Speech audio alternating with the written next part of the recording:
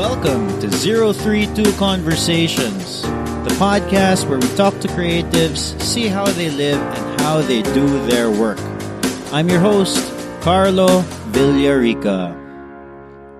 When I first decided to do this podcast, when we were conceptualizing it, we didn't even have a name yet, and then I wrote down a list of people who I would have wanted to ask to interview. You know, basically just get an idea of like the types of guests I wanted for the podcast. And Happy Garaje was easily one of the first people in that list. You know, it took a while, about 20 plus episodes, but we're finally here. And we finally have that interview with Happy Garaje, well, specifically Mark Deutsch from Happy Garaje. Now, if you aren't familiar with Happy Garaje, they're a husband and wife team.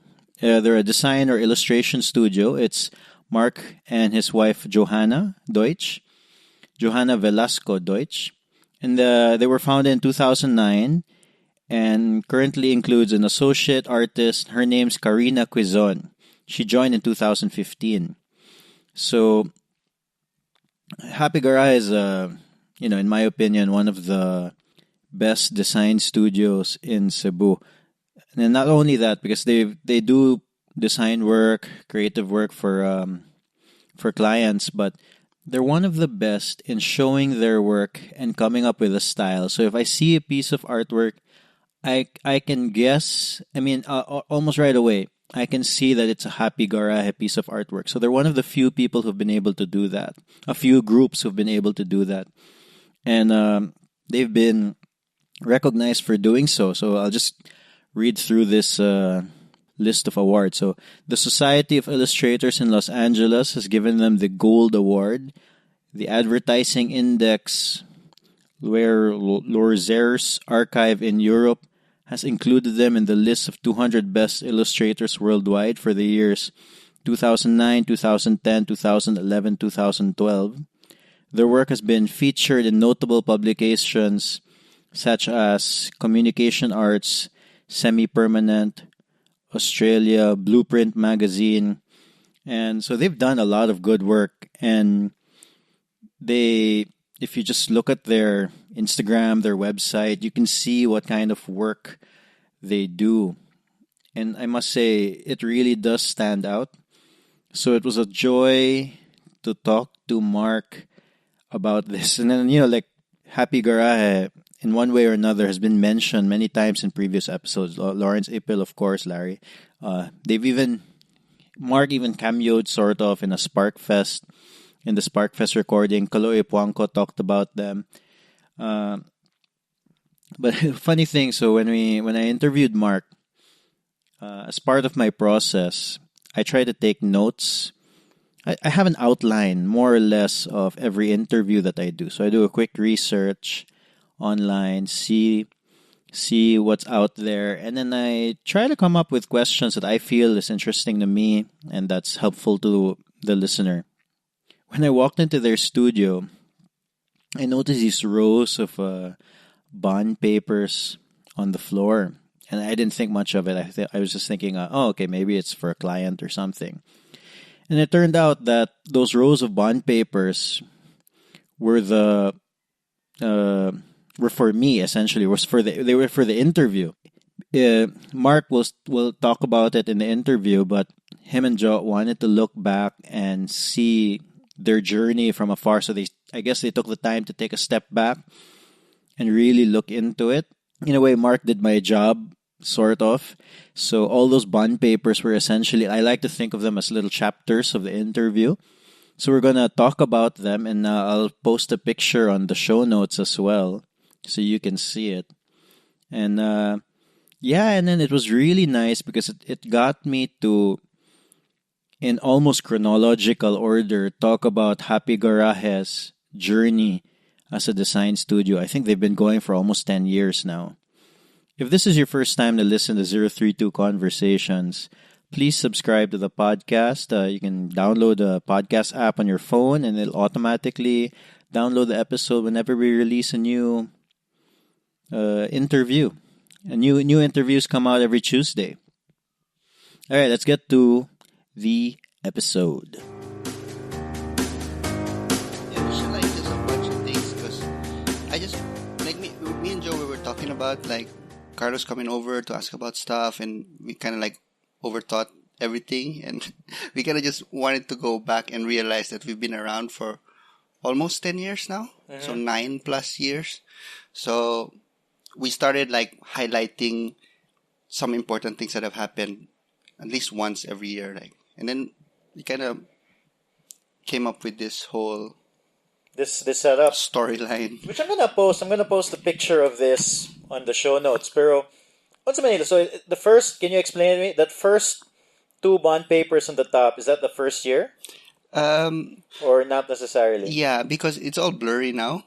But now looking at it, I can see like that's the top portion is where we were like truly struggling artists, like just doing all sorts of things, just figuring out things, right? And then like moving towards like the second line of it is like where we were actually doing like 2 things at the same time. We were doing design work and illustration work, kind of splitting them halfway. And then like something happened in the studio, and we kind of had like this crisis of, is it all worth it, and things like that. And then we came back and kind of just did things, tried things within like the community and within Cebu City. So these are like some of the projects that have happened in like the latter part of the 9 years. Okay, so obviously, since this is a podcast, they cannot see True. the pieces of paper on the floor. But again, I'll put in the show notes. Let's start with the first level, no? Yeah. So, tell me about, there's 2 things there. There's 2 bond papers. It's called the Laptop of Death and the Society of Illustrators. Let's start with the Laptop of Death. So we can start What's that like, about? so like when me and Joe, when we started, we had like, we actually didn't have a lot of money. During that time, like Joe was actually she was looking for Globe Telecom. She was doing like brand management, and I was working for like for nonprofits, which actually obviously doesn't have a lot of money. So Yeah. and so like, but we did like art on the side, like on the weekends and stuff like that. But then when we started, like Joe decided to take a break from work. It's like stressing her out and stuff. And then we said, like, why don't we put up a studio? So she quit from Globe. Yeah, she quit from She Globe. resigned. Yeah, she did. And then, of course, like, our parents kind of panicked and stuff. And As then his parents do. Yeah. And during that time, we actually didn't have a decent setup. We had like old computers that we had, like old tower CPUs. And we had like one laptop that we'd use for presentations. And this laptop, actually, when you used it, it would give out this terrible, terrible electric shock. I mean, really, it would like go from your fingers to your elbow and sometimes to your shoulder. So we'd like joke and say like, you know, someday this laptop's gonna kill us. So we kind of call it like the laptop of death. And we had this for like almost a year. This laptop. What year was this? This is when you guys started. Yeah, 2009. And I remember like Joe's dad, my dad-in-law. We just got married, then we put up a studio, and then So you guys got married 2009 also. Yeah, and then he said, "Hey, let's put up a studio and try out some things." And I remember Joe's dad. He sat me down like outside. This used to be like really a garage, and he said like, "I know you guys are planning like to put up like to rent an office and to make a studio in some space, but I think you should just save all your money and probably buy a new laptop, and we can build something. We can build something in the garage." And it started with like a really small room. It was probably like, it's actually this room, but you can't see it. Like 7 feet by 7 feet. It's like a square room where we started, and we kind of built up the walls, and that's where Happy Garaje kind of started. So that was the first. Yeah, that was like Garaje. the first Happy Garaje. It was really in the I garage. I thought you were gonna say that her dad was gonna give you the talk. Na, are you sure you want to do this? Maybe that was his way of doing the talk. But he was a super super nice man, and he was like really helpful, like setting things up for us, especially the things that we didn't know about, because Joe's dad was a banker, so he knew a lot about financials and things like that. Ah, okay. So he kept like he like educated us in like handling some of the things like financials and accounting and bookkeeping. Oh wow, so he was really hands-on. Like you guys were... Yeah, well, these were things that we said like, yeah, we'll put up a studio and paint every day and we'll make it. That was our thought. But of course, when you start a business, it's like so many other things that you worry about. In fact, like the first year, we got fined because we weren't remitting our cash our earning reports. You weren't like paying your monthly BIR. Yeah, something like that. So we were like 2551, yes. whatever. So after we got like fined, we decided to hire a bookkeeper who's been with us like ever since. So she's been helping us like keep things on track. So that one. So he was really wow. So in a way, you guys probably didn't even have the name Happy Garaje yet. Yeah, well, we had and when we started, like it wasn't. We had like all sorts of silly names that I don't think I remember, but I know they were like awful. Like they were like either too quirky or too funny or too strange. But then we settled on Happy Garaje. I think it was like a conversation between the person that was helping us set up the name. So it has to be like kind of generic. So the official name is actually Happy Garaje Design Studio Co. Which actually it's like a BIR thing wherein you have to say exactly what you're, or like a business registration thing. You have to like be descriptive with your name. You can't just be Happy Garaje. It has to be like. Oh, that is not my experience. Really? Yeah, no. You're lucky then. Ours is like, I think ours is 032 JJC. What's JJC? The initials of the people who started okay. it. Jeremy, Jason, and Carlo. Yeah, so we were trying to register. They were like giving us a hard time. So we had to make it Happy Garaje Design Studio Co. Just to say like it was. And then I remember we went there and the guy that was trying to approve our name asked, oh, why is it called Happy Garaje? And then the accountant kind of nisabat siya because they're working in a garage and they're kind of happy people. It's like, okay, that makes sense. Name approved. So that's like one of the first early phases of Happy Garaje. You got rid of the laptop of death. Yeah. No? Yeah. And then that's how you first got this studio space. Again, we are in the studio space of Happy Garaje. It's literally their garage. It's one of the most beautiful spaces that I've been in. There's so much stuff around here. This is like the opposite of minimalism. Yes. It's maximalism. It's like a lot of my friends are minimalist and then they're like we'll join you next time. they come here to like live vicariously through you tonight. All right, the next thing on your notes is the Society of Illustrators. Yeah. So when we started, we were actually trying a lot of different things.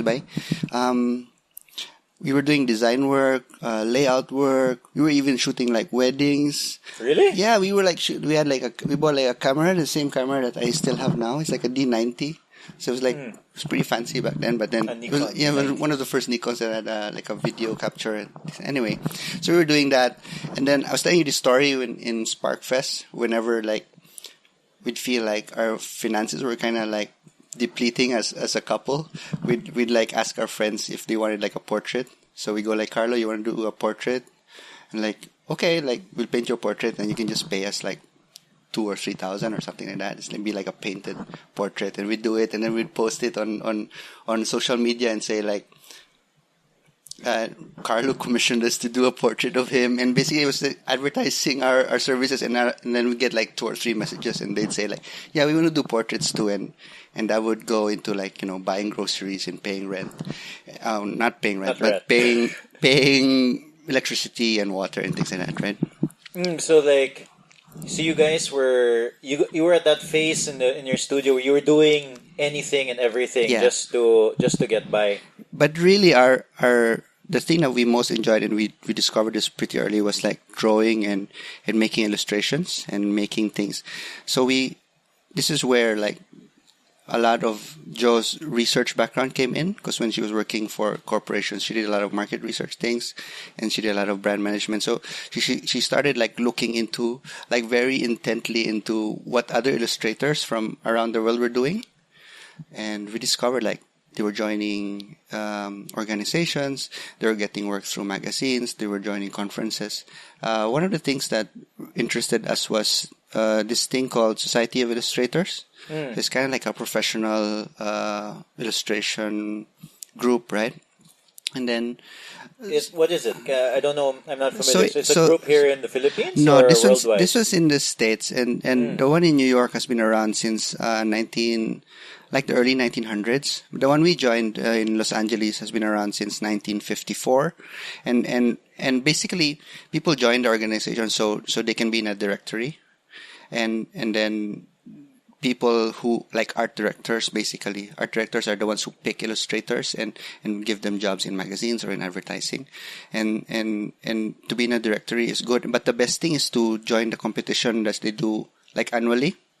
So there's like a competition wherein you're given like a certificate of merit if your portfolio is good, and then if you get selected, you get into an annual, like it's like a book, and then this book gets distributed to a lot of people, and then like there are top awards that are handed out: bronze, silver, and gold. And gold is basically there are like 9 gold medals awarded like every year, and they've been doing this annually since they started. So we said like we were looking at like illustrators that we kind of looked up to, mostly American illustrators. And they were kind of like a big thing to them, like, we won in Society of Illustrators, we got bronze, we got silver, gold, blah blah blah. And then we said like, why don't we join and see how it goes? What was the process like? Did you just like? Yeah, that was the shock. That was the first shock that we got, because apparently you have to pay to join. Oh. So every entry that you have to pay like, I think it was like $35. Okay. Which is nothing to them, right? But to us, we were getting by selling 2,000 peso portraits. So we were like, oh my gosh, like we have to pay to join. Like, so we're like, let's just send one entry. So we sent one of Joe's paintings. And which painting was this? This was during that time she was like painting people with crowns. Like, with crowns, right? And when we sent that painting, so they came back to us and they said like, oh, congratulations, you won gold this year for your category, and it kind of opened a lot of doors for us. Like that one submission. Yeah, that one submission, because there's like an award show, and there's like. We didn't even go to the award show because we couldn't, but we got a lot of emails afterwards. And then you're always in the directory of past winners. So you're always like, your name's always there. And then, so, I mean, awards to me are always funny because it doesn't really mean that you're any better than any of your peers. I mean, if you win it doesn't mean like, I'm better than any of the other people that haven't won an award. It's just another way to put your work out there. Just another platform. Yeah. And I guess like to some artists, they don't need the awards because they're already getting work from all of the things that they're doing. But during that time, like 2009, 2010, we were just starting out, and if we continued being illustrators doing local work, we really needed like something else to support us. But we needed to get our name out there, and somehow joining this competition kind of opened a lot of doors for us. And then, just, these guys are here, and they look at the work, they look at the portfolio, and then you get emails like, can you do work for this and that? But that's interesting because, like, I think a lot of times what people get, like, you always hear like people saying, I was able to get that work, kailan man ni siya ni Ana. But then it goes to show that you guys actually did the work in a sense nga, number one, you researched. You looked at the people who are already doing it, used them as a blueprint, and basically said, maybe we can do this too. And then, of course, you didn't even mention, the years of you guys probably already painting. It's not like you started painting in 2009 or 2008. I mean, I'm assuming. I actually don't know. No? So there's a lot of work in between there, no? Yeah, but the funny thing is, even after we were getting illustration work, we were still doing a lot of design work. So our times actually split. So I feel like the people that, like design work is always about collaboration. So it's always about like helping people communicate better. So a lot of that is, of course, we got a lot of projects that have grown through the years in scope and in brand names because of people that have been there. And then that's like the next part of like this next paper. It says, let's go to the next one. Yeah. Which one do you want to go It's to? a phone call from the kingdom. A phone call from the kingdom. Yeah. So basically, when we started our studio, we had only Ayala Land was our first client because Joe previously worked there. Ah, okay. So what we did is we sent an email to many contacts and said, like, we're putting up a studio and these are our services. During that time, it was all sorts of services. And then one of the first people that actually offered to give us work was Joe's former boss in Ayala. So she said, like, hey, So this was before she was in Globe? Yeah, so she worked in Ayala before Globe, and then this boss of her reached out and said, I'll let you do some work for me and Anna. And then we were talking about it. Our first job was actually to draw a map of Canirag Nature Park. Oh yeah, Yeah. So that was the first. That was the first illustration design work. Yeah. So basically, illustration and design work. And the funny thing about us, is like we're really, really bad at directions. It's like when we travel, we're like walking like 3-4 kilometers the wrong way because the map is upside down. So we're trying to make this map of this place. But you might be that's why you're the perfect people to make a map, because you're gonna make it clear to somebody who doesn't know how to read. That's probably true. So we were like going like 10 or 12 times around Canirag just to make sure. It's just like good exercise. But yeah, that was like. But the interesting thing is, one day we got a call from, this was like maybe 2 or 3 years down the road after we got the Ayala job. We got a call from someone from Dubai, and it was like a strange sounding man. He's like, oh, this is like, I think his name was Vishay. Vishay, okay. Something like that. I think. It's like, it's Vishay, I'm calling from the kingdom. It's like, this is the garage. And then like, sorry. It's like, so he's calling from Dubai, right? It's like, and then he says like, the vice president of our vice president kind of recommended you to do work for us. And we find out it's the same manager that helped us like 2 years prior. In Ayala. Yeah. And she was now working for a group that owned the Raffles group and they owned the Four Seasons group. So very big real estate thing.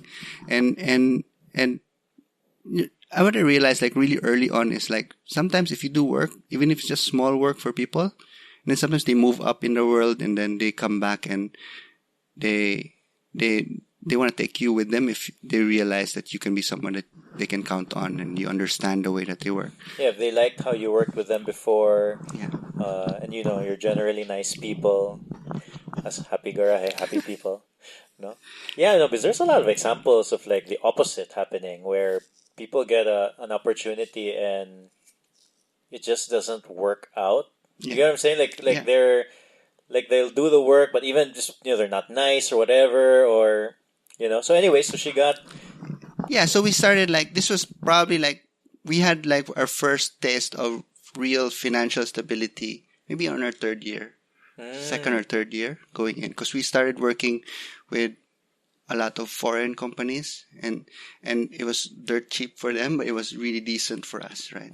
So the other thing that we did is we started with real estate and we kind of grew in that industry. So every time we talk with a new real estate company, we actually understood all the jargon. Like, oh yeah, they want to do hoardings. Like before they used to say hoardings. Like, what are hoardings? Or what are hoardings? It's like those walls that you put around construction sites and you have like graphics on them.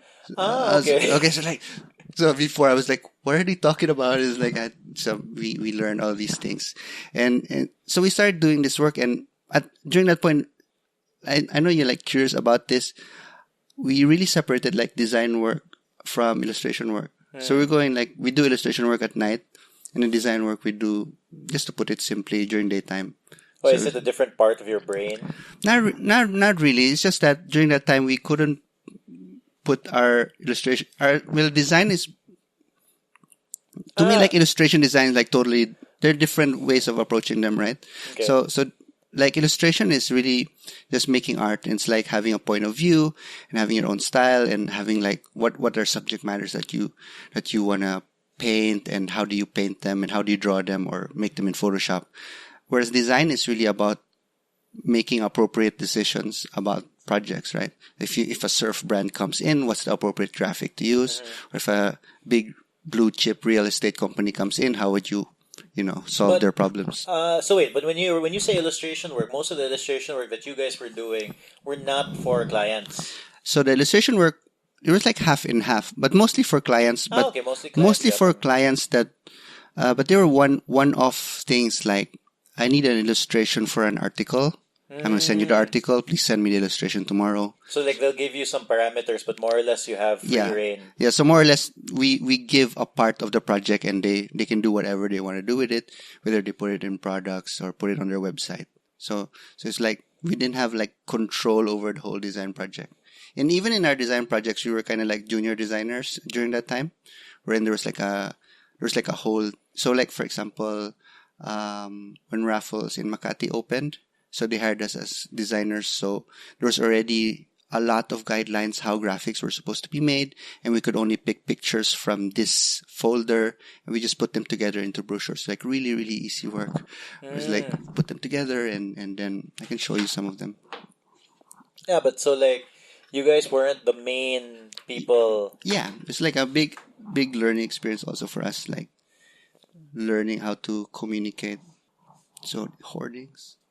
So I'm showing Carlo like a wall in this is a wall in Makati, and there's like a big photo of like a butler, and they're like, this like some. It's one of those pictures that you see like, well, now that Cebu has so much development happening, you see it all around now. It's like a fence that's being fence from a construction site, and then basically it's an advertisement on a wall. Yeah, true. So some of the guidelines were like, there is a 4x6 postcard, and you have to use only photos from this folder, and the text only has to go in the upper third of the postcard, and then the subtext can only go in the lower third of the postcard. So it's like really easy work, kind of like you're just dragging stuff, dragging stuff and billing. That was it. But at the same time, like it's also not glamorous work. It's basically labor. Yeah, true.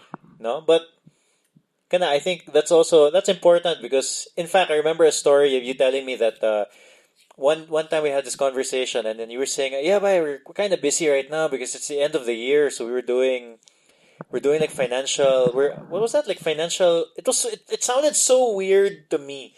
You guys were preparing like financial statements for other companies or something. Yeah, so like at the end of the year, like big companies like to make annual reports. Oh yeah, they used to be printed, but now they're kind of moving towards digital. So these are like just people sending us numbers in Excel sheets, and we turn them into graphs or bar graphs or pie charts. Oh, and then it's not glamorous work at all. Yeah, it's not. Yeah, I guess you could say that, but some people enjoy it. But it's a different kind of work. No, but what I'm trying to say is that like, obviously, like Happy Garaje is, to me, Happy Garaje is you guys are known to have a certain aesthetic, true, diba?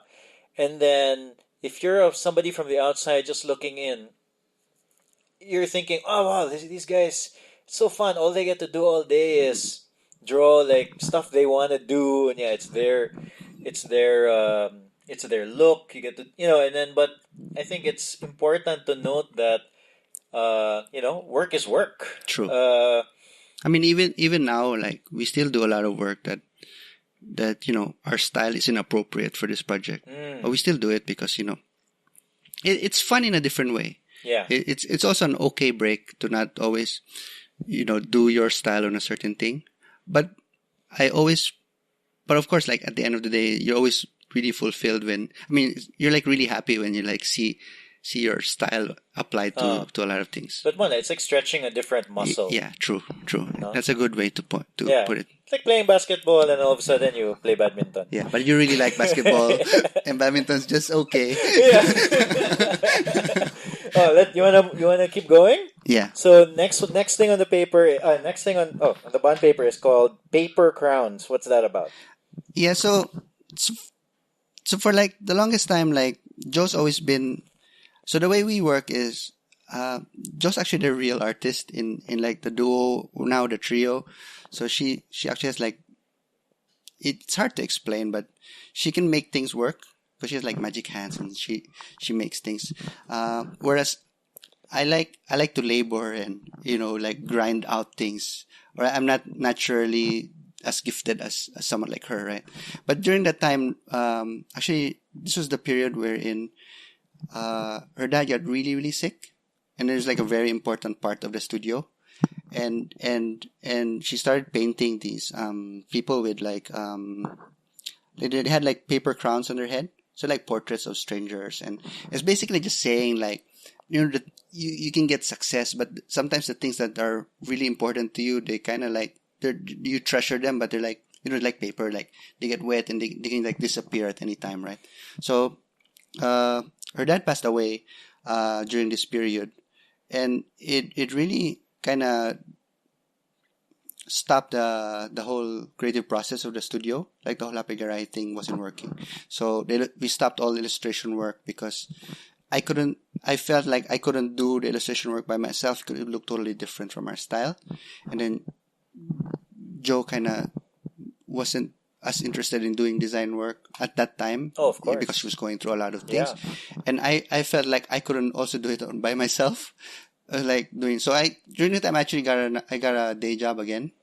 And Jo was she was doing work, but not as heavy work at the time. And we were like really contemplating of like, should we call it quits and just, move on from do something else and not just stop happening. It's like 4 or 5 years from 2009, like we were really thinking about. So around 2013, yeah, 2014. like something I'm thinking about, like rethinking the studio, right? Like what is it really to us, and what is it that drives us, like what are the things that are important to us? It's really important to be doing this. And since like family has been like a big inspiration to us, it's kind of sucked out a lot of the energy from the studio at that time. I'm like really confused. And then I got a job, and it was like a good high paying job. I was like, this is okay. Like I can have a job and like save up and go on vacations with my family or something like that, right? Like life can be simple. But then, yeah, of course that changed later on. How long did that last? That was like maybe 1 or 2 years. Exactly the first year, we really, the output was just really almost nothing from the studio. It was like I had a day job, and Jo would do some things that would interest her, but I didn't want to force it, It's like, it was difficult. So, yeah. And then we decided to go on like... The first year that you got the job, you mean? Yeah, like the first year that after Jo's dad passed away. Yeah. Yeah, we kind of laid it low and for a bit. And it's exactly what I did. Like I saved a lot of money from not a lot of money, but I saved some money from my day job. So like, you know what, we're gonna go on a vacation and just go around and just see, just rethink our lives or something like that. So that's where the next part of the A Funeral for a Prince. Yeah. So we went like on a Asian tour. So we went on a lot of things. So we saw a lot of... This is from your savings. Yeah, like we went around, and one of the places we went to was in Ubud. Oh yeah, okay.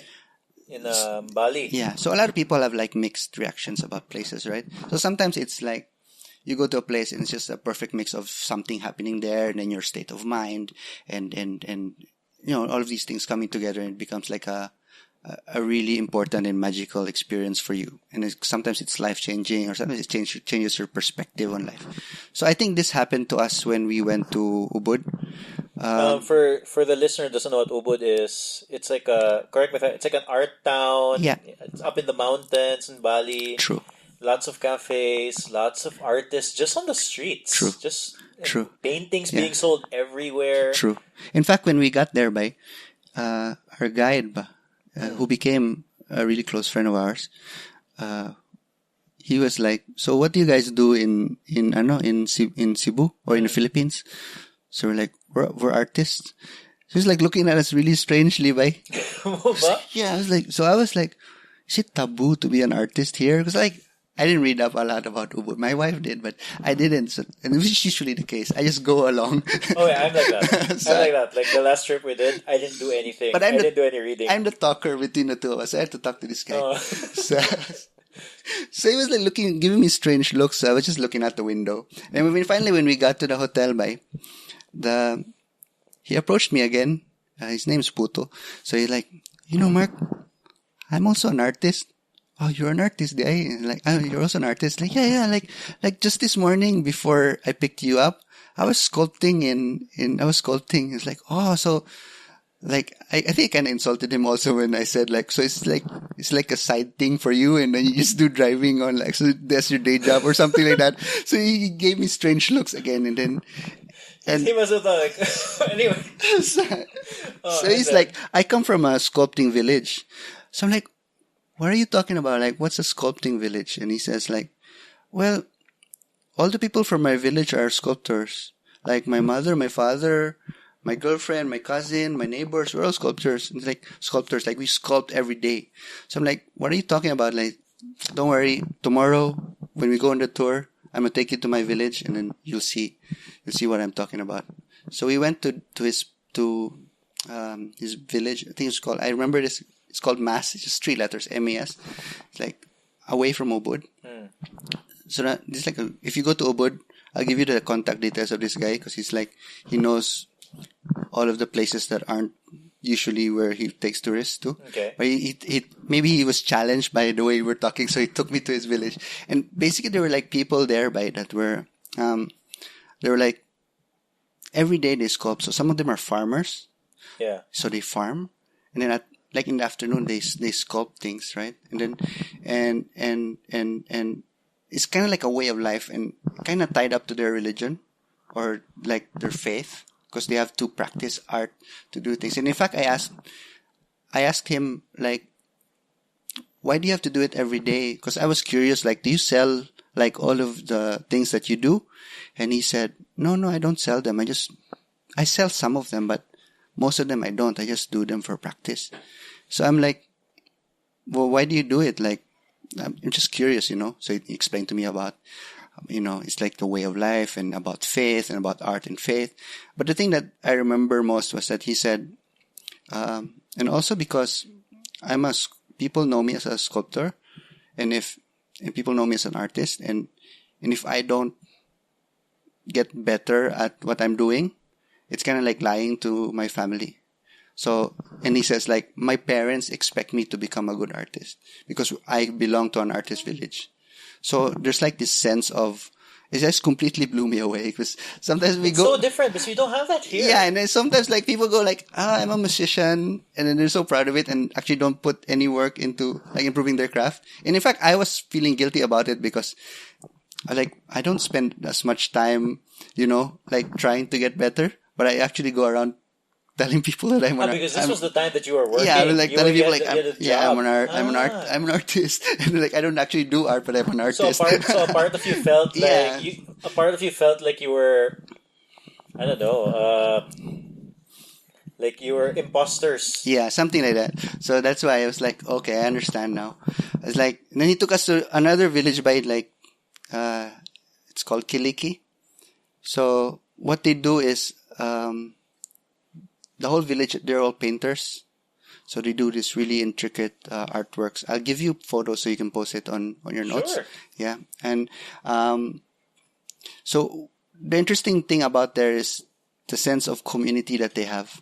So from 3 p.m. to 5 after school, you have to stop all the academics and go to a painting teacher. So you start by a painting teacher sketches something on paper. And you come in and trace it with ink. Then when you get better, you can color your ink. And then when you get even better, you can do the drawings by yourself. So by the time you're in high school, you're expected to teach all of the kids from grade 1 to grade 6. So it's kind of like this whole community of just preserving the art. And there's Mangod, it's super serious, right? It's like a role, Jude. No, but I suspect in reality it's not very serious. It's just like their way of life. But to me, it seems like, whoa, it's like I have to do it. I have to teach kids. But I learned this because also I was looking back. I was like, as I said, like during this time, like we were really thinking about what to do. And then I just realized like a lot of these other people that were helping us, they're kind of like doing the same thing, but not in a very formal way where they come in like, oh, I'm here to help you through grade 1 to grade 6. But they're like, people have gone ahead. So I had this kind of,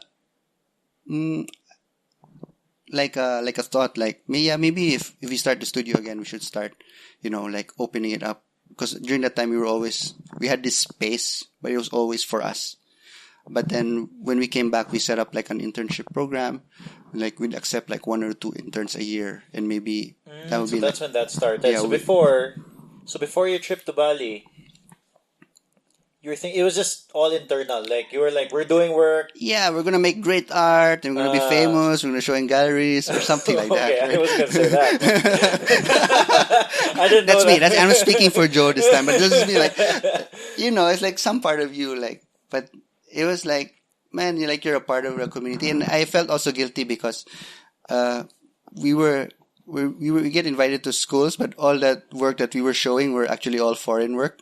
And sometimes kids would say like, do you have any local work? And we say like, oh, we have a few, but we actually didn't have, like, we had the Kanirag project, but afterwards, like, it became like all foreign work. So I felt like if we came back, we should devote like some of our time to doing projects that are in the city. Yeah, because I don't know. I don't know if you saw that. Like I tweeted a few days ago, preparing for this interview, and then I tagged a whole bunch of people. And then one of the ones who sent a message was si Maeng. Yeah. And then he said something about, which it never occurred to me. Number one, wait, I'm gonna have to load it now right away. Wait, huh? He asked the question. How can Cebu go from an up-and-coming art scene to a thriving art scene? Cebu has the talents. How can he make that jump? But then I didn't think. Number one, I don't want to give you that responsibility of answering that question, Kimura. That's not something that I would have wanted to put on your shoulders, but it seems like you've thought about this at least a little bit. This sense of community of how because you just mentioned that you started opening your doors. Yeah, but it was like a very small kind of. I felt like it was that if you like work in a city for 5 years, you kind of have to. I feel now. Not a lot of people feel the same way. I mean, some people don't feel the same way. Some people do a lot more than we do, so they set up like organizations that really help kids. But I kind of just felt like, yeah, we can, because before Goodbye, we get a lot of like emails of like, can we intern in the studio? And we'd always say no. Primarily because we didn't know how to do it. Like, how would we do it? Like, what would they do here? And Annaba is like, so I felt kind of bad about all of those emails that I replied to and said like, no, we can't do interns at this point. When we came back from Bali, we did the internship program, and it kind of like, it changed a lot of the way we work. So I felt like, we're here, we're in the city, we're benefiting from this community, and people talk a lot about our work. I mean, the least that we can do is, if some young kid wants, spend a day or two, or maybe a whole summer, in the studio learning about things, we can like devote some of our time to it. Since at this point, I mean, when we came back, business, we restarted the business and it was doing okay. So we could afford to take in interns at that point. Well, we're jumping a little bit. Yeah. So, because of course you opened up the studio getting interns, but let's go back to the story where you went to Bali. You still have your full-time job. Yeah. The studio wasn't giving a lot of output. Yeah. Right? Okay, so what happened? Yeah, so we were like going on this kind of like this art tour with our friend Puto, and he was taking us to all of these communities, and he really just wanted to show us the difference of what makes their place unique, wherein you have different villages that specialize in different things. In fact, like some villages, they specialize in dance, some of them specialize in music, but it's all like community driven, like an art program, and you can even stay in a house and they'll teach you the way they do it. So it's like a homestay, and they have this whole thing going on. the one thing that happened back then that rarely happens was the prince died. The prince of a prince in Bali died. Oh, okay. So royalty died. It's one of them. And then he said to me, it's not part of the tour, but I want you to come, you and your wife and your friends. We were with a couple of friends. I want you to come with me to see the funeral of a prince. So we're like 50-50, but at this point, like, we were really just wowed by all the things that... Yes, you trusted the yes, guy. like, okay, we'll go. In fact, two of our friends said, like, we're not going to a funeral. We're on a vacation. We're just going to stay in the hotel. We're just going to stay. Why would we go? Why would we go there? It's like, why would we go to a funeral on a trip, right? And we're just going to stay here, eat duck, and, go on a motorbike tour. So me, Joe, and two other friends. So we went, and then some of our friends stayed. So we got to this place, but it was on a hill. And the first thing that we saw was this 50-foot bull, like 50 feet high. A bull? Yes, a bull on the ground. And then there were like people trying to put a casket inside of this bull. And then that was the prince. So they're putting him there. And then this bull, like, it was like, it's like a cartoon. It's like a... Exactly. So we were like standing there. Okay, this is a different kind of funeral. So we were standing there, and then maybe like 100, I don't know, I didn't count, but a lot of people came around the bull by. Then they started lifting the bull on their shoulder. And then from the top of the hill, they attempted to go downhill. So they were like going zigzag, like left and right. So I was like really worried that the bull would fall because it's like swaying left and right. But we were following them right down the hill. Then later on, I asked Puto, like, the bull almost fell. It was like, aren't you scared? Like, what if it fell? And they say like, oh, they do that on purpose. They like sway around because apparently they believe that evil spirits follow the bull down the hill and they gotta confuse them. And it was like funny because I was like, okay, I was confused and I was following the bull. Maybe I was an evil spirit or something like that. So they put the bull by in the middle of this forest where there were like trees all around. And there were like maybe 20 other smaller bulls. And these are like from other families that wanted their family member to be buried with to go together with the prince. So they believe like this is like the final vessel towards another life. So they believe in like reincarnation and things like that. And then they started burning all of these vessels, like one by one. Yeah. The bull. Yeah, the bulls, the big bull. So and they were made of wood or something? Yeah, wood and all the small bulls. And they started like burning and everything just kind of enveloped in like smoke.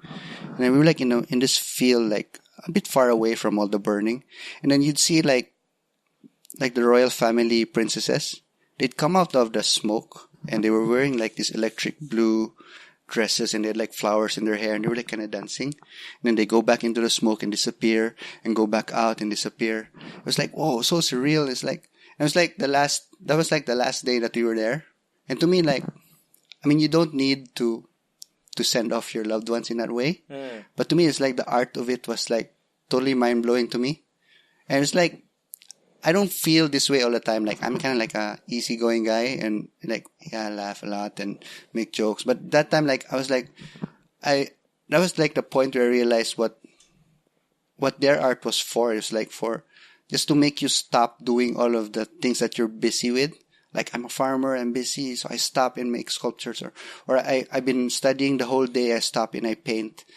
To me, that was the art for them was like a pause from being busy, from doing their occupations, right? And I kind of took that whole concept back wherein, yeah, maybe art should be, like just to make you pause and think about things. And that's why people make movies or they make books or they make comic books or they make paintings wherein you try as an artist to show people things that are in your head and maybe they can think about things too. So we took that away and that was like kind of pivotal. Good. So when we came back, yeah, we were like really, like a lot of things changed in you guys were invigorated. Yeah, something in our mindset of So I kind of appreciated that trip really a lot. Really? So after that trip, that's what like you did you quit your job or? Yeah, after that trip, I said like let's try the studio again. Let's email our old clients. But then we said like we'd spend at that time. We said we'd spend at least a day, or in ratio, right? Like if we work 5 days a week, we'd spend a day doing work that was based in the city. And because before that you were doing a lot of work, like outsourced work. Yeah, completely. And then in fact the jobs that we did were like they were either super cheap or free. So we did work like Sibulit Fest that we still do until now. So these are the kinds of work that we started doing like in the city. Like we just wanted to be involved like in the community because of that experience that we had, right? So but also I think at the same time, like me, for example, I probably know you guys more from your very cheap to practically free work. More, I mean, you get what I'm saying? Like, yeah. it's a way for people to connect to you guys, ba? Yeah. No. So, but we do charge for work. Yes, of course. Just to make it clear, we have a daughter and she's going to grade 1 in like 2 weeks. Yeah, I get but I get what you're saying because of course, I think what I'm saying about the almost free work, that it's basically stuff that obviously you choose. Yeah. You choose if you get to do it. It's stuff that is interesting to you inherently. True. No? And presumably also a lot of these people, they don't get a final say. Like, this is it. Like, Exactly. And then, and of course there are limitations as to what they, So professionally, it helped us. That's exactly what happened. We were doing these projects in the city, and we had like kind of had a control over everything because it wasn't at a cost to them, and we promised to give like quality work, right? So we'd have a say on the look, and this is where we got to merge. Whereas previously we had a hard time putting our illustration work in design work. During this time, we had an opportunity to, someone would design the logo and we'd use our illustrations. It would be like the whole project, and it would have like the Happy Garaje look. Yeah, as a side effect, I'm sure a lot of people locally knew who you guys were, and then I suspect as we go down this list that it's probably one of the causes that got you some of these local clients. Yeah. Should we go to the next one? Yeah. Which one are we gonna? Peculiar Dreams. Peculiar Dreams. This is a picture book by one Karina Cuizon. Okay. So we went to. There's something in San Carlos.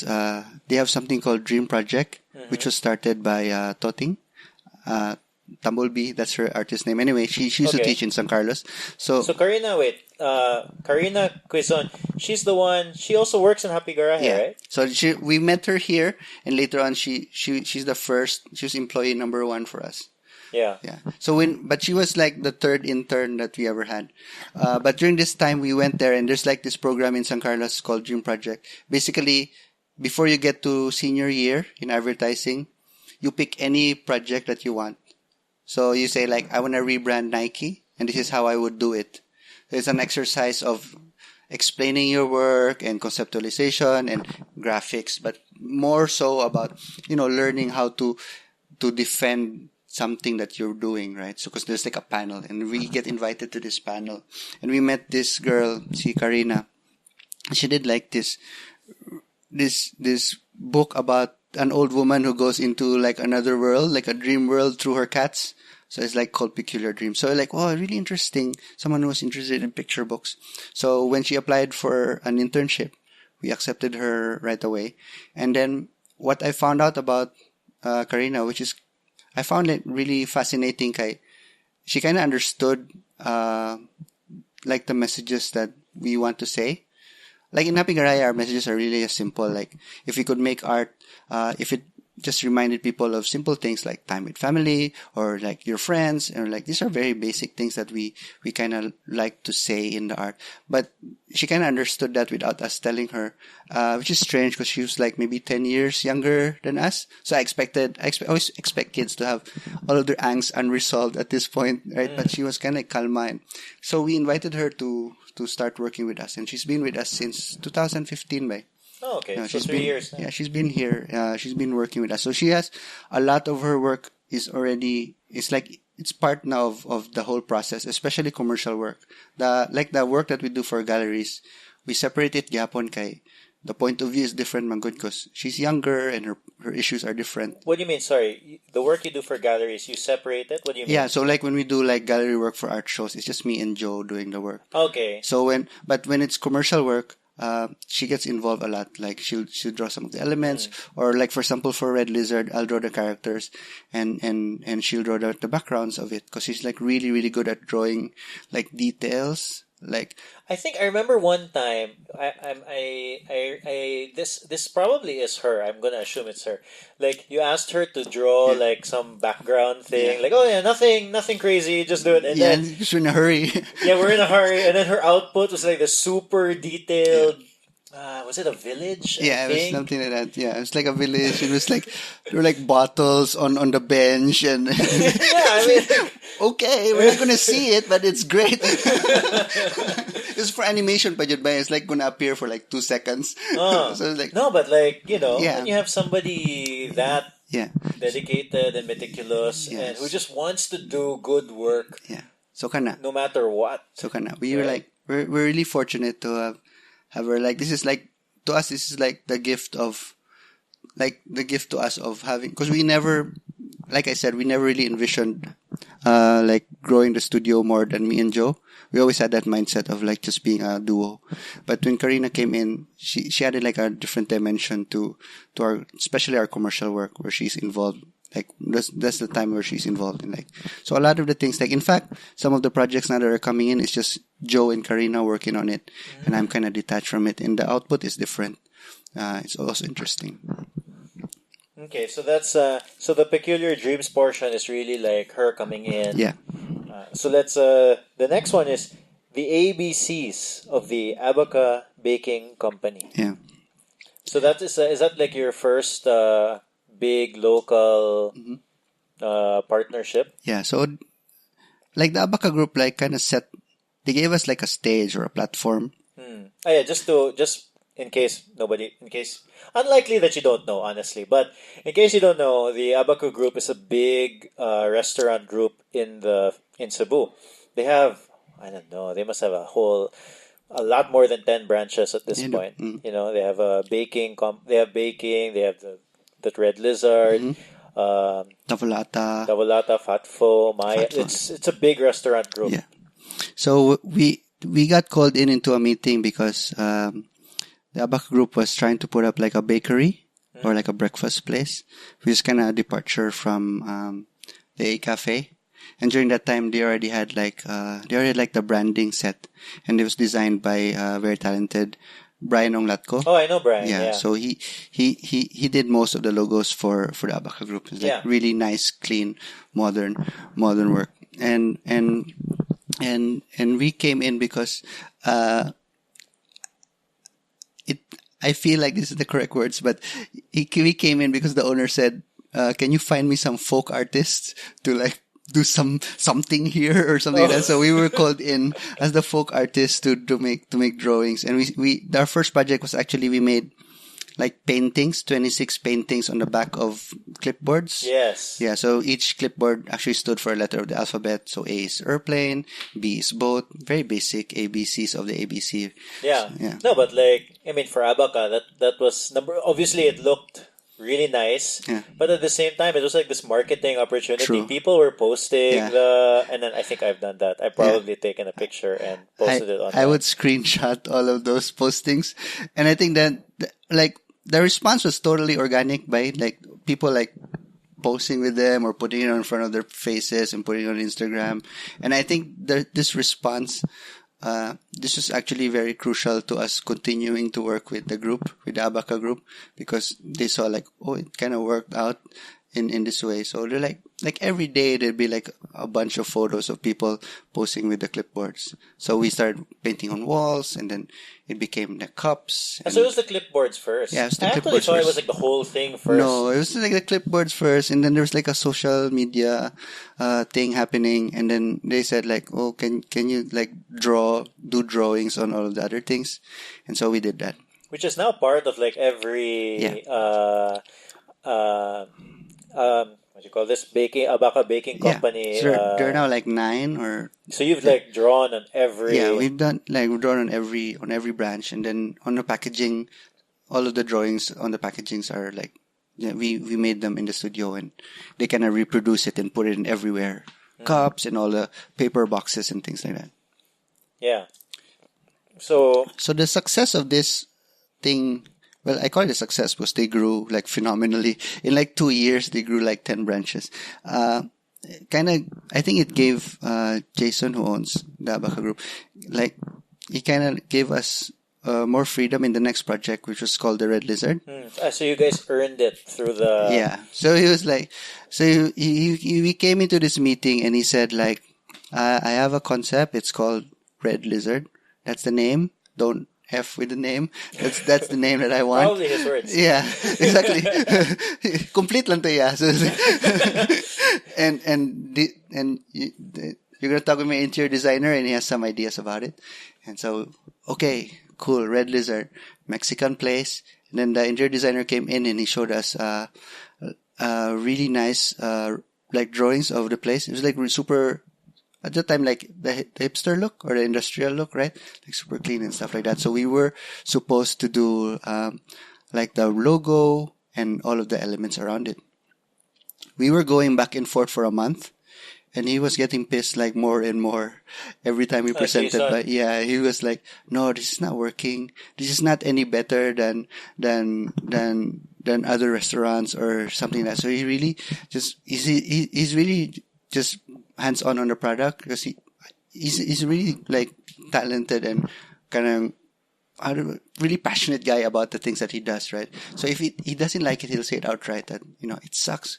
And then we were like, I felt like we were coming into like a boiling point we're gonna lose when we come back. Joe, I said, like, if we come back there, we're probably gonna lose the project.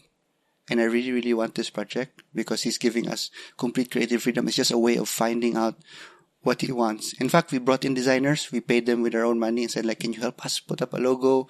And we came back and he rejected it. Yapon. So finally, I say, like, what is it that's troubling us? It's like the name Red Lizard we can't change because that's the thing that he wants. And it's Mexican food, which is a given. It's just the interiors that we can't work. Dili mi kasakay ba? Because maybe it wasn't ours. It wasn't, I mean, if we did it like in that style, it wouldn't be any better than someone who's really good at that. Yeah, well, so wait, I think slick, just to be clear, style, like, right? So yeah, that like almost minimalist type, true, look, true. very clean, that sort of thing. Because if this is the punchline. Because if you actually see a Red Lizard restaurant, it's very different. So you guys went up to Jason to do that final pitch. So we were like, how would we do it if it was our brand, right? If it was truly completely our control. Because even if when clients say you have complete control, you're still always thinking about what they want. What do they want, right? It's not really complete control. But this time we just let go. Like, we're going to lose the project anyway. Let's go back. We may as well lose it on your terms. Yeah, we drew up this character. Oh yeah. Yeah, we went there. It's like kind of like he's like a wrestler, like a luchador. And he has spikes on his head, and he has scales, and he's actually a real lizard in man form, but they call him the Red Lizard because nobody knows he's a real lizard. He's a wrestler. Yeah, they think he's in costume. So we're like, this is the Red Lizard. He's the Red Lizard. What if the Red Lizard was a person? He's the greatest luchador of all time, undefeated for 35 years, and he has like superhuman strength and all these superhero stuff.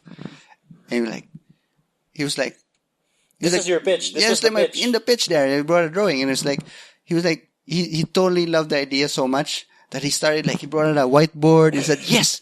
And then the nemesis will be Antonio, Bill, and Carlos. And me and Joe was like, these are probably people that he hates. Like, we started drawing, and this guy has an eye patch, and this guy's like the mad scientist. So he was like brainstorming. He was doing a lot of his design work. He was into this thing. He was into this thing. It's kind of like you opened something that was, we kind of realized that, okay, he likes comic books too, and he likes like superheroes to the eye, and he likes all these story-driven things also. So yeah, it kind of grew from there, and that's how the Red Lizard became this big maximalist restaurant with like 100 posters on the wall and everything hanging on the walls. Yeah, and there were real characters. Like, you guys made like si Carlito. Yeah, I just like, remember Carlito. Yeah, this is my name. Yeah.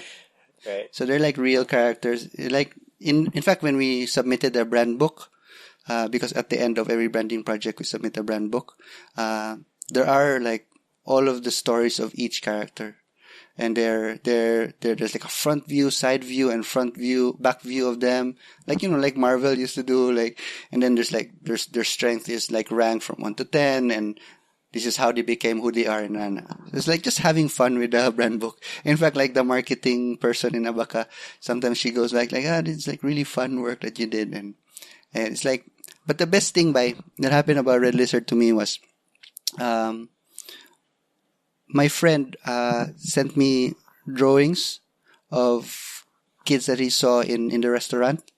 They were drawing on the back of a placemat. Yeah. And they were like making their own characters. Like mga wrestlers. Yeah, wrestlers. And then they had names on it too. And I was like, do you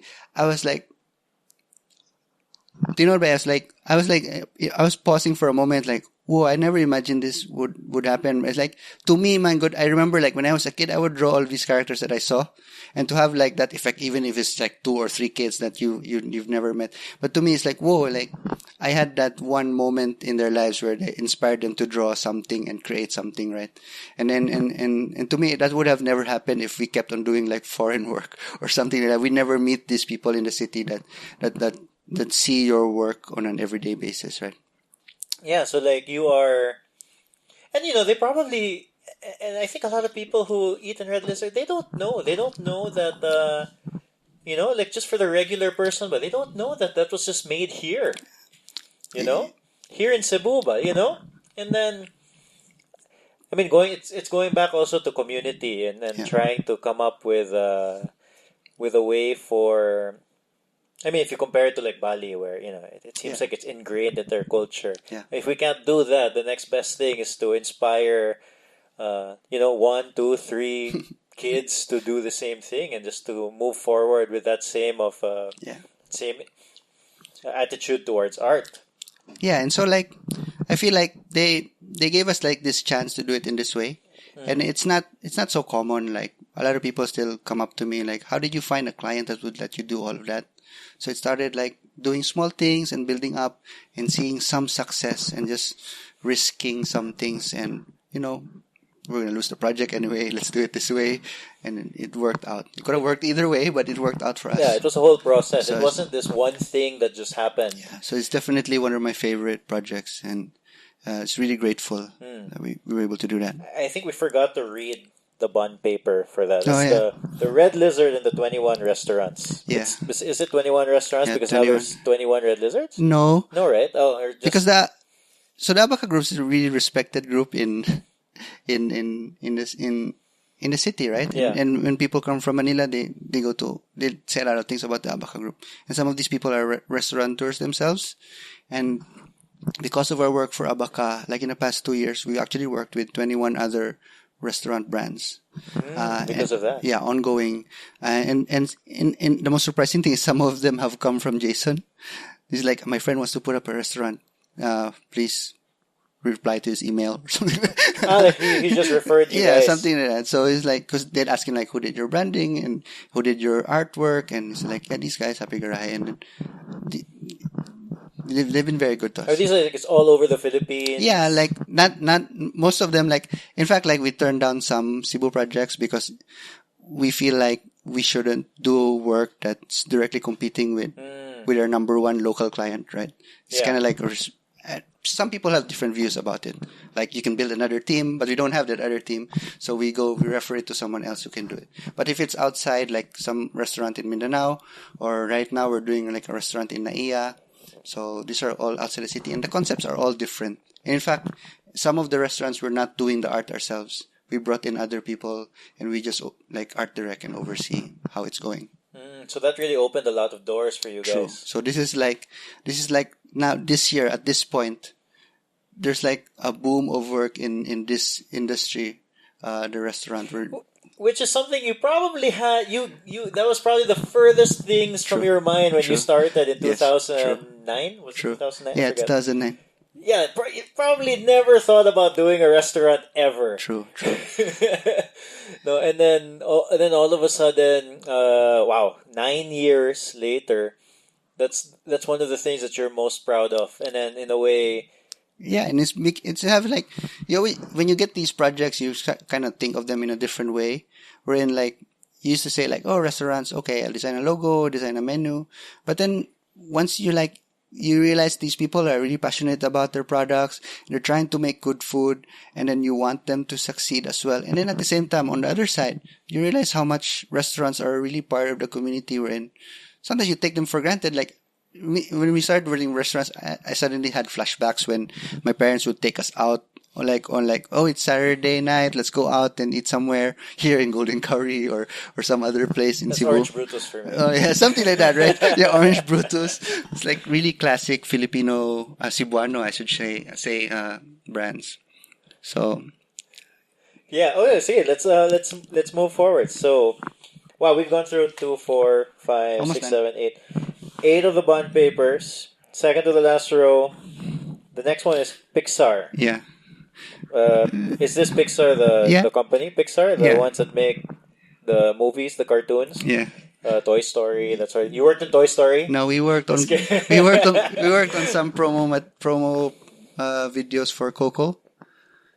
Which one's Coco again? It's the one about death. Yes. Yeah. The one, the musician. Oh, I want to watch that. You should watch that. It's good. But the real story here is there's this guy, Dave McVeigh. I don't know if you've met him. He's a director. He's American. He came to the Philippines when we were starting. 2009. 8 or 9 years ago. Or something like that. Basta, dugay na. And then we met in Figaro. And we got an email like, oh, there's this American guy who does work for Disney and EA Sports and ESPN, and he wants to meet a bunch of you Cebuanos in Figaro. And then immediately, like on the group chat, hack man siguro na bay, why would he meet in Figaro? Does he have an office or ano?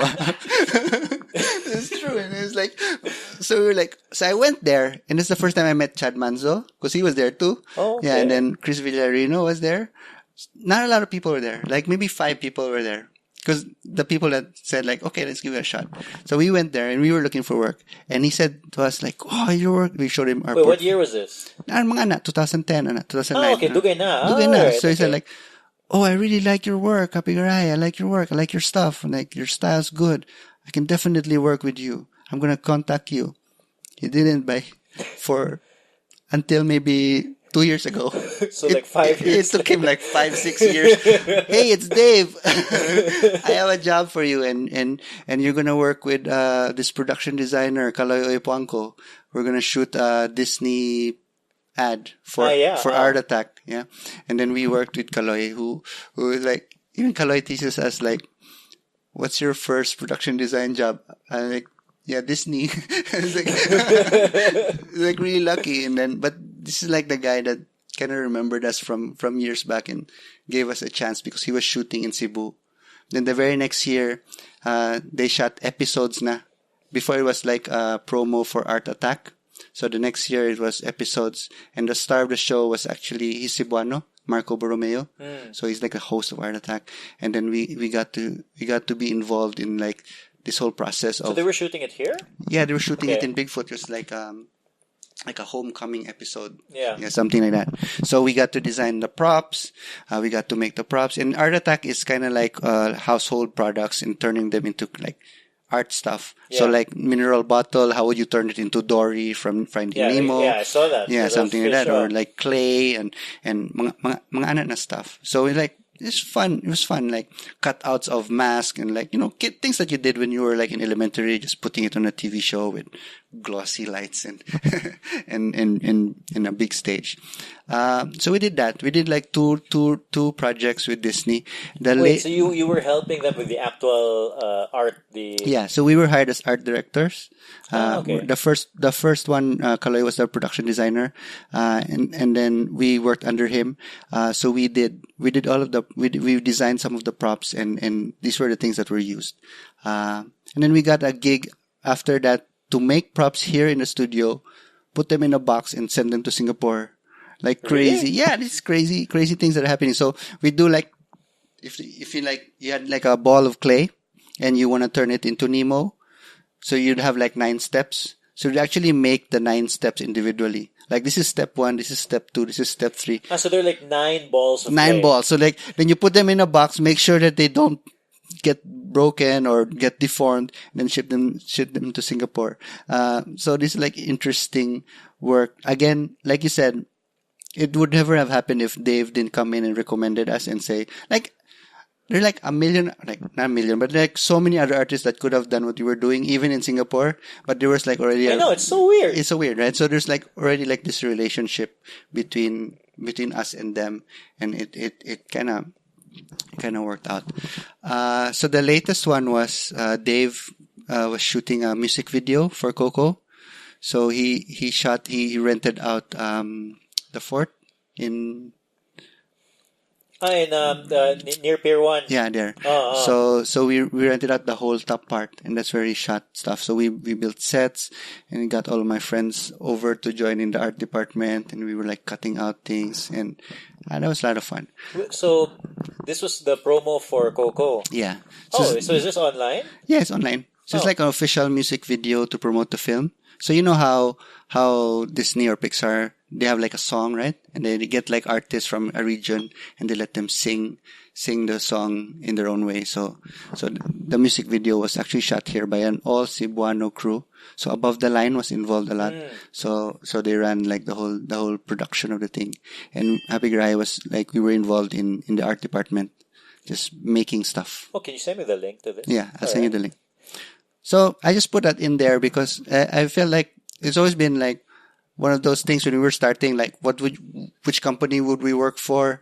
Okay, I want to work for Nike, maybe do work for Time Magazine, and the third would be like, we do some work for Disney, and then we just laugh, right? Because like, what are the odds, right? It's like, come on, you're in Lahug. You're in Lahug. I was gonna say, like, you're in this little island in the Philippines, and then so it happened because we went to Figaro and met this American guy. It also goes to show that, I guess, I assume you do something like this all the time where, if it's gonna just cost you some time, but you don't know what the outcome will be, but you're willing to take these risks, and then not just stay in your little room, but stay in your garage, and just let these opportunities come to you. Like, you really go, even if it shows, even if the fruit of that True. meeting is like 5 years later. I mean, some of the meetings don't really turn into anything, but I'm sure most of them do. Yeah, most of them, but you never know, right? It's like I go to this conference called Geeks on the Beach. Yeah. Yeah, we got a few friends. We met a few friends from there who are still our friends up to this point, and they like give us work from time to time. But it's interesting. If we never showed up, we didn't need to show up, but we got free tickets and free accommodation, and it's by the beach, and like half the things I don't understand what you're talking about. It's like mostly techie stuff. Yeah, like startup stuff. Yeah, startup stuff. So, but it's like after the conference, like there's a lot of like dinners, and you get to meet a lot of people, and people ask you about what you're doing. So it's funny. Like after the third Geeks on the Beach, there was like one big shot guy who approached us and says, "Hey, did you guys do the drawings for GoAb?" I said, yeah. What's GoAb? Geeks on the Beach. GoAb, okay. GOAB, yeah. Yeah. And then he says, I go like, yeah. Oh, yeah, okay. I'm gonna send you tickets next week and I'll fly you over to Kuala Lumpur. I'm like, okay. And the very next day, his secretary calls us. What are your details? I'm gonna set you up. And then we went to Kuala Lumpur and he had like a whole penthouse office, like a whole floor, and it's like all the walls are blank. Just spend 3 days, draw whatever you want. Then the rest of the week you can go around. And it's funny because probably last story I'll tell you. We were there on a Friday, and we were gonna go home on a Wednesday. So me, Joe, and then we had a friend who was there already in Kuala Lumpur. So we were like, you know what? Let's just finish all the walls on like Friday, Saturday, Sunday. And then on Monday to Tuesday, we can go around. So we did. We worked till midnight by painting on all the walls. Yeah. And Monday, office manager comes in. Wow, you guys did great. But there's still 2 days, right? So let's just add more stuff. Maybe you can paint. I knew it. I knew it. So we ended up working overtime. So we never got to go around, but it was like fun. That was fun. It's so typical. Oh my god. Oh, you finished really fast. That's true. Please give you more work. And we couldn't say anything because they were paying for our hotel and food. It's like, okay. I guess. Well, I don't know. I guess you couldn't say anything. No? Okay. So, that was Pixar.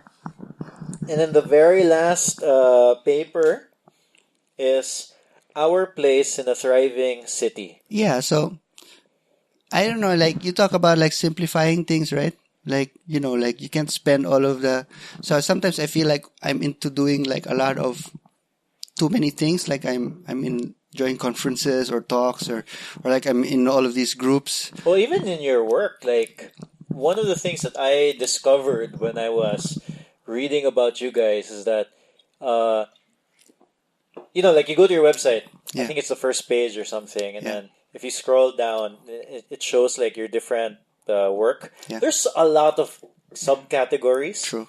Film, books, True. restaurants. Yeah. It's a lot. So I feel like as a studio, if we picked like a field to concentrate on in the next 2 or 3 years, whether it's making picture books, which is interesting to us, or something like that, education related or something like that, maybe our impact would be greater. So that's something we're interested in exploring at this point.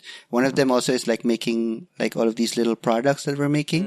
So this is like a retirement plan for me because I feel like I don't have as much energy anymore as when I was, like 9 years ago. I could go I could do an all-nighter and then go to a meeting the next day and something. But right now, if I do an all-nighter, I'm like, I do all sleeping day the next day or something like that. Yeah. Oh. So I don't have that energy anymore. So I'm like, products are interesting because we can make them once and have someone reproduce it many times. Yeah. So it's like it supplements some of the things that we might need to do in the studio.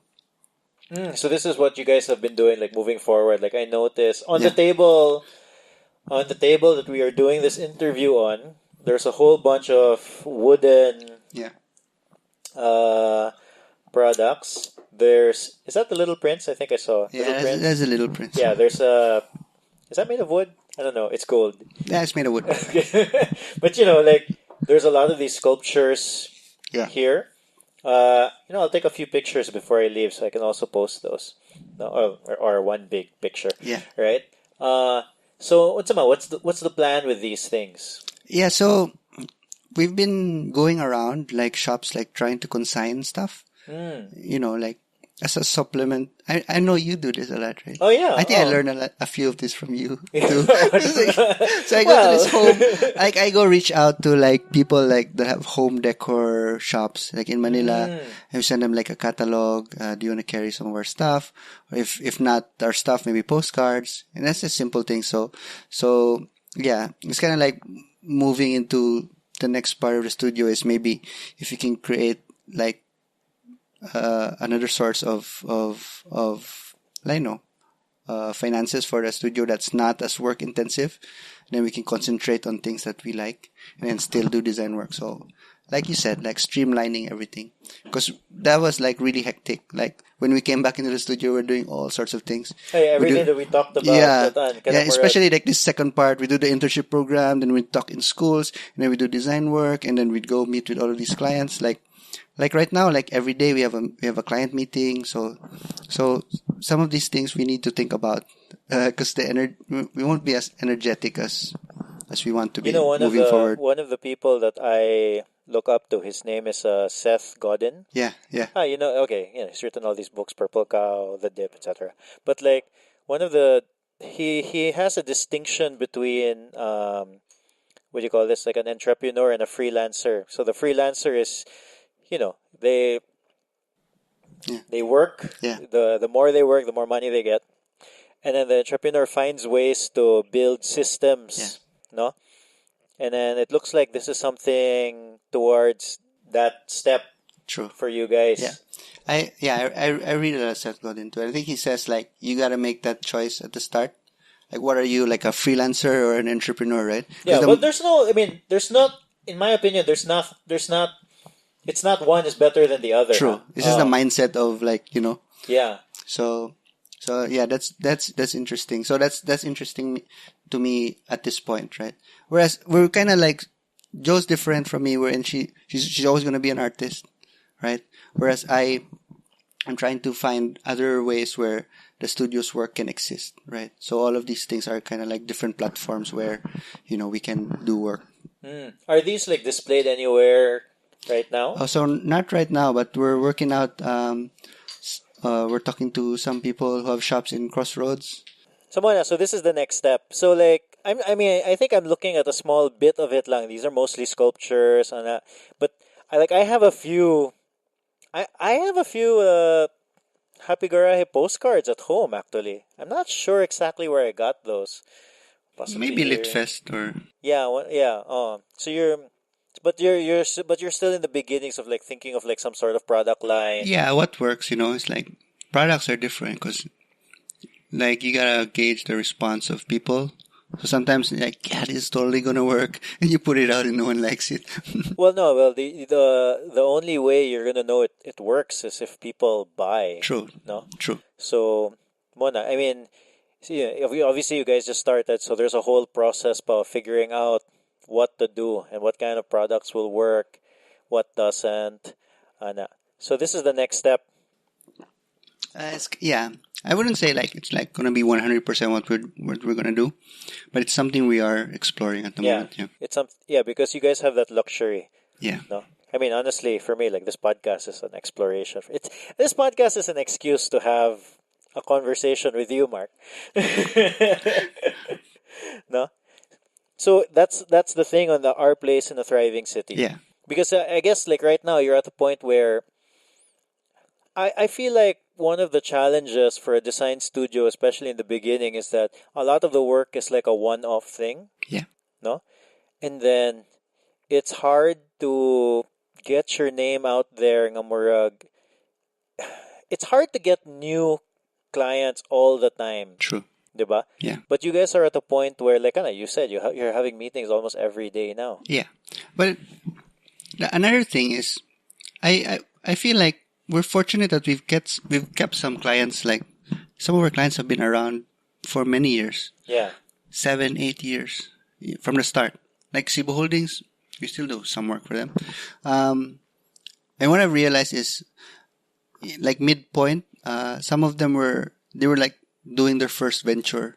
Like they're putting up their first convenience store, and then they come back and I'm gonna put up 3 more. So I want you guys to work with me. So if the relationship from the start is good, what I'm saying is, if you work with an entrepreneur when he's 20, he's probably going to be an entrepreneur still when he's 30.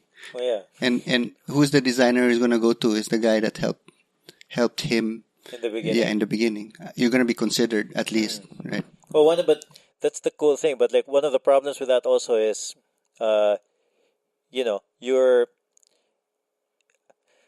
it's in a way it's out of your control. True. You get what I'm saying? Yeah. No, but Mona, I feel like you guys have balanced it out in a way that the Happy Garaje name, you've, which is essentially why you guys are also doing the product line. Because there really is, I assume this is going to be under the brand Happy Garaje. Yes. Oh, so you guys have been able to brand yourselves, ba? And then, which is the most, how, I mean, who does that? Who's able to brand their design studio, like, while they're doing work for other people? At the same time, you're able to work, oh, yeah, Happy Garaje did that. Like, diba? I mean, you don't exactly put your name, like when you made Red Lizard. There's nothing in the whole restaurant or any of the restaurants that will have, except maybe Abaca, because I know you can like sign those illustrations. But in Red Lizard, for example, there's nothing that says they're made by Happy Garaje. Yeah. Right. Yeah. That which is one of the things that I feel like you guys were able to do really, really well. No? Yeah. So we're also hitting about an hour and a half already. So this would be a good time to end. Did you want to add anything? Anything? Nah. Yeah. Well, but if you told me that you had this whole thing in the beginning, I wouldn't have done any. No, it's okay. Like, I didn't want to destroy your process. It's like. No. But I'm happy that this was here because kind of like, of course, your story. By the way, one thing I wanted to ask you about. So you know that Escanio book. You know I'm an Escanio. Yeah, are you there? My picture is probably in that book. You can check it out. We designed this book. This is like what, 3 or 4 years ago. Yeah. Yeah, I haven't. We have that in our house. You should have one. Yeah. No, we have that Everyone, in our house. Yeah. Anyway. So it's a good place to end. Where can people find you? Instagram, Happy Garaje, at Happy Garaje. At Happy Garaje. None of your personal, just straight to Instagram? Yeah, on the Happy everything's Garaje there. Instagram. Yeah, all the important stuff is there. Like, all the non-important stuff is in my your Instagram. Your football rants. Yeah. Your this is not vital to this won't help you in any way. All right, Mark. Thank you. All right. Thank you for this Thanks conversation. so much, Carlo.